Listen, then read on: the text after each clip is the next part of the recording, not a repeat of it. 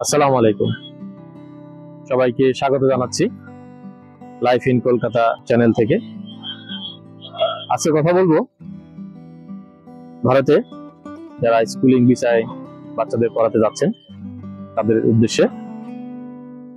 যারা আপনার সন্তানকে ক্লাস 1 থেকেই বা খুব ছোটবেলা থেকেই ইন্ডিয়ার বিভিন্ন স্টেটে বোর্ডিং স্কুলে রেখে পড়াতে চান, তাদের উদ্দেশ্যে বলছি, আপনারা এখনই প্রস্তুতি গ্রহণ করতে হবে। কারণ এখানে শিক্ষাবর্ষ বা একাডেমিক সেশন শুরু হয় এপ্রিল থেকে। আপনাকে ভর্তি কমপ্লিট করতে হবে মোটামুটি সেপ্টেম্বর টু ডিসেম্বরের মধ্যে। কারণ এরপরে আপনাকে বোনাফাইড লেটার নিতে হবে।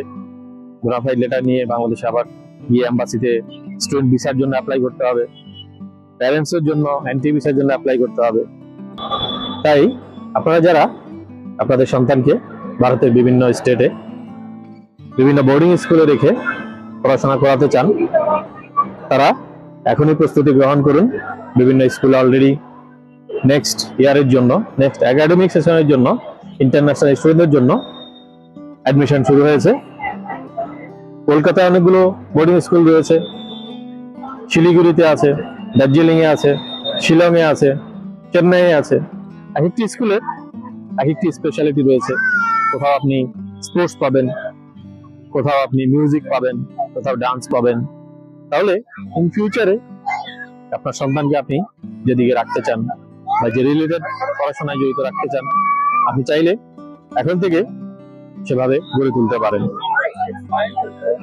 আপনাকে যেহেতু এখন বাংলাদেশ থেকে ট্যুরিস্ট ভিসা বন্ধ আছে, তাহলে আপনি কিভাবে আসবেন বা কিভাবে আপনি স্কুলগুলোতে অ্যাপ্লাই করবেন?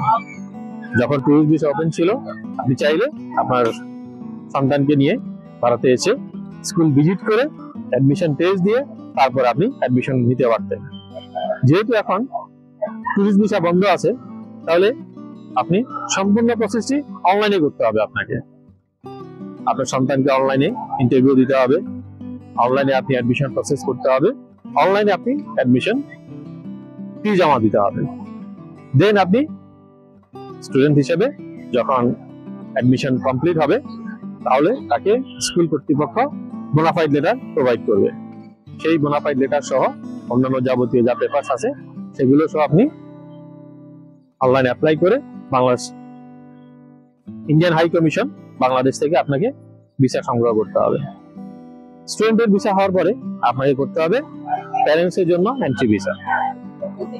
কারণ স্টুডেন্ট ভিসার উপর ভিত্তি করে, স্টুডেন্টের ভিসার উপর ভিত্তি করে আপনাদেরকে প্যারেন্টসদেরকে এন্ট্রি ভিসা দেওয়া হয়। 1 বছর স্টুডেন্ট যতক্ষণ যে সময়ের জন্য বা যে পিরিয়ডের জন্য স্টুডেন্ট ভিসা পাবে, ঠিক ততটুকু সময় প্যারেন্টস এন্ট্রি ভিসা পাবে, মাল্টিপল এন্ট্রি ভিসা পাবে। তাহলে আপনাদেরকে বলছি, যে সকল বাবা মা আপনার সন্তানকে বোর্ডিং স্কুলে রেখে ইন্ডিয়ায় পড়াশোনা করাতে চান, তাদের জন্য এখনই সময় আবেদন করার। আপনি অনলাইনে দেখে কোন স্কুলে আপনি দিতে চান সেখানে অ্যাপ্লাই করুন। অ্যাপ্লাই করে অনলাইনে ইন্টারভিউ ফেস করে অনলাইনে আপনি ফি জমা দিয়ে অ্যাডমিশন প্রসেসটি কমপ্লিট করবেন।